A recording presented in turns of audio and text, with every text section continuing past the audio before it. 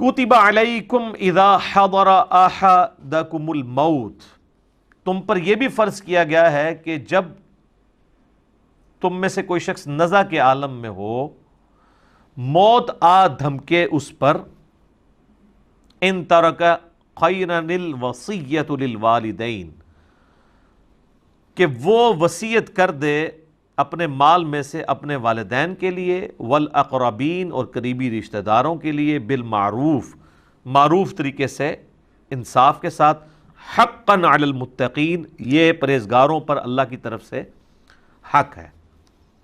یہ سورہ البقرہ کی آیت نمبر 180 میں مرنے سے پہلے وصیت کرنا ضروری قرار دیا گیا، لیکن یہ آیت منسوخ ہے، اس کو منسوخ کیا ہے سورہ النساء میں وراثت کی احکامات نے۔ اس وقت تک اللہ تعالیٰ نے چونکہ وراثت کے احکام نازل نہیں کیے تھے، وراثت کے جب احکام نازل ہوئے ہیں تو اللہ تعالیٰ نے خود ہی پھر حصہ مقرر کر دیا ہے کہ ماں باپ کو 1/6 حصہ ملے گا، بیوی کو 1/8 ملے گا، اور ماں باپ اور بیوی کا حصہ جو ہے وہ اوورال مال میں سے نکلے گا، اور جو باقی بچ جائے گا اس کو اس طرح ڈیوائیڈ کیا جائے گا کہ ہر بیٹے کو 2 حصے ملیں اور بیٹی کو 1۔ یہ ایک جنرل رول ہے۔ پھر آگے اس میں کئی ایک اور آگے کورالریز کے طور پہ چیزیں آتی ہیں مختلف سچویشن میں، تو اس سے پہلے یہ وصیت کرنا ضروری تھا۔ فَمَن بَدَّلَهُ بَعْدَ مَا سَمِعَهُ فَإِنَّمَا إِثْمُهُ عَلَى الَّذِينَ يُبَدِّلُونَ، تو جو کوئی وصیت کو بدل دے سن لینے کے بعد، ظاہر ہے کہ ریٹن میں ہو تو سب سے بہتر ہے، ورنہ لوگ موت کے وقت لوگوں کو گواہ کر دیتے تھے کہ میں یہ کر رہا ہوں، تو اس وقت زبانی کلامی بھی، یہ آج والا معاملہ نہیں ہے کہ لوگ لکھ کے بھی مکر جاتے ہیں، اس وقت تو زبانی بات بھی جو ہوتی تھی وہ کہا جاتا تھا مرد کی زبان ہے، وہ واقعی مرد کی زبان ہوتی تھی، پتھر پہ لکیر۔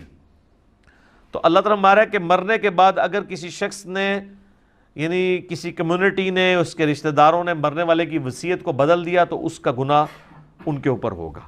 مرنے والے کا کوئی قصور نہیں، اس نے تو اپنا حق ادا کر دیا۔ ان اللہ سمیع علیم، بے شک اللہ تعالیٰ سننے والا اور علم والا ہے۔ لیکن ساتھ ہی اللہ تعالیٰ نے ایک اس میں چیز ہائی لائٹ کر دی ہے، یہ بھی ہو سکتا ہے کہ جو وصیت کرنے والا ہے وہ زیادتی کر جائے، یعنی کوئی آخری وقت میں اس کا کوئی موڈ آف تھا، ایک بچے کو اس نے محروم ہی کر دیا۔ خیر لیکن یہ تو اب باتیں ختم ہو چکی ہیں نا، اب تو کوئی نہ آگ کر سکتا ہے کسی کو، آگ کرے گا بھی تب بھی اولاد جو ہے وہ اس کو حصہ ملنا ہی ملنا ہے، آگ کرنے سے وہ آگ نہیں ہوتا، پاکستان کے قانون میں بھی نہیں ہوتا۔ تو اللہ تعالیٰ بارے کہ جسے یہ خطرہ ہو، فمن خاف من موص جنفا او اثما فاصلح بینہم فلا اثم علیہ، کہ جو مرنے والے نے وصیت کی ہے اس میں اس نے یعنی جانبداری کا کوئی مظاہرہ کیا ہے، تو وہ پھر پیچھے جو وارثین ہیں وہ آپس میں یعنی اس کو ریزالو کر سکتے ہیں کہ یار اس کا یہ چھوڑ دیا تھا، اس کو بھی تھوڑا سا حصہ دینا چاہیے، اس طریقے سے اس کو سیٹل کر لیں، یعنی مرنے والے کی وصیت کو وہ بدل بھی سکتے ہیں۔ ان اللہ غفور رحیم، تو بے شک اللہ تعالیٰ بھی بخشنے والا مہربان ہے، یعنی مرنے والے کی وصیت کو آپ بدل سکتے ہیں، وہ وصیت جس کو واجب تھا پورا کرنا۔ تو اسی میں امپلائیڈ ہے کہ اگر کوئی شخص مرتے مرتے یہ کہتا ہے نا کہ جی میری لاش کو فلاں جگہ لے جانا ہے دفنانے کے لیے، میرے گاؤں میں دفنانا ہے، تو اب اولاد کا کام ہے کہ وہ دیکھے کہ مطلب یہ فیزیبل بھی ہے کہ نہیں۔ کئی لوگ ہیں امریکہ اور یورپ میں ہمیشہ کے لیے شفٹ ہو گئے ہوئے ہیں، مرتے مرتے ان کے بابے کہے جاتے ہیں جی میری جو لاش جو ہے نا وہ پاکستان بھجوا دینی ہے، کس کے لیے؟ آپ لوگوں کو مصیبت میں ڈالنے کے لیے کہ آپ لوگ ان کے جنازے پڑھیں، ادھر ہی دفنائیں، تاکہ اولاد نے اگر کبھی اپنا غم غلط کرنے کے لیے قبر پہ جانا ہے تو قبر موجود تو ہونا، اور اس طرح قبر کو باقی رکھنا تو سنت ہے۔ صحیح مسلم میں نبی علیہ السلام اپنی والدہ کی وفات کے آلموسٹ 50 سال کے بعد ان کی قبر پہ گئے اور وہاں پہ روئے جا کے۔ تو یہ تو نہیں ہے کہ ایک بندہ جو ہے وہ ہجرت کر کے کہیں چلا گیا اور وہ اپنے آبائی علاقے میں اس کو بھیج دیتا ہے کہ جی وصیت کر دے کہ وہاں پہ دفنایا جائے۔ جو ورثاء ہیں وہ دیکھیں کہ یار کون سی چیز فیزیبل ہے، اس کے مطابق عمل کریں۔ اسی طریقے سے وہ وصیت کر دیتا ہے کہ جی میرے مرنے کے بعد اتنے پیسے فلاں مولانا صاحب کو دے دو، فلاں مدرسے میں دے دو۔ یہ اب آپ دیکھیں کہ بعد میں وہ کیا ہوا ہے، کئی لوگ تو زندگی میں ہی لکھوا لیتے ہیں، اور جو زندگی میں نہیں لکھوا سکتے وہ میت کے اوپر اونچی اونچی آواز میں کہتے ہیں جی بس آخری ویلیج کہندے سن، آخری ویلیج کہندے سن۔ اور تاکہ کوئی نہ کوئی شرم کر کے کچھ نہ کچھ دے ہی دے. ٹھیک ہے, ان لوگوں کو کیا ہے, مطلب جھوٹ بولتے ہوئے کوئی دیر لگتی ہے. تو آخری ویلیج پاویں کہندے سن پاویں لکھ کے بھی دے گئے نے, یہ اولاد پیچھے ڈیسائیڈ کرے گی کہ یہ فیزیبل ہے یا نہیں ہے, کہ یہ پیسہ جو ہے وہ کدھر جا رہا ہے. دیکھیں نا جی, آپ پچھلے دنوں جو فیصل عیدی صاحب نے کیا ہے کہ انہوں نے جا کے 1 کروڑ کا چیک جا کے پرائم منسٹر کو پکڑا دیا ہے, یہ خیانت کی ہے انہوں نے. اسلام میں تو اس چیز کی اجازت نہیں ہے. جن لوگوں نے انہیں پیسہ دیا ہے وہ اس لیے دیا ہے کہ وہ ان پہ اعتماد کرتے ہیں کہ ان کے ذریعے چیریٹی میں جائے. یہ تو حکومتوں کے کام ہے کہ این جی اوز کو پیسہ دیں, نہ کہ این جی اوز جو ہیں وہ اپنا پیسہ دیں. اور پھر میں نے تو وہ ایک کاغذ بھی دیکھا کہ سول ایویشن اتھارٹی کی طرف سے نکلا ہوا ہے جس میں انہوں نے ایئر ایمبولینس یوز کی ہے کراچی سے اسلام آباد جانے کے لیے, چیک پکڑانے کے لیے. سول ایویشن اتھارٹی کا لیٹر نکلا ہوا ہے, اور اس کی ابھی اس کو نکلے ہوئے 5-6 دن ہو گئے, کوئی تردید نہیں آئی ہے. وہ لیٹر بھی دیکھنے سے اوریجنلی لگ رہا ہے, یعنی انہوں نے مان لیا کہ ایسا ہی ہوا ہے, اور نظر بھی آ رہا ہے. ظاہر ہے فیصل عیدی صاحب تو کوارنٹین میں بیٹھے ہوئے ہیں نا. کراچی کا بندہ اگر اسلام آباد پہنچ گیا ہے تو کوئی جن تو نہیں ہے وہاں پہنچا ہے. کراچی کا بندہ جو کراچی میں ہوگا, اسلام آباد میں ہوگا, ٹریفک تو بند ہے, تو کیسے پہنچا ہے وہ؟ اپنی ایئر ایمبولینس لے کے, ٹکٹ, یعنی 1 کروڑ کا تو ٹکٹ, وہ 1 کروڑ کا تو وہ چیک دیا انہوں نے, اور جو پیسے خرچ ہوئے ہیں جہاز کے اوپر, اپنا جہاز لے کے.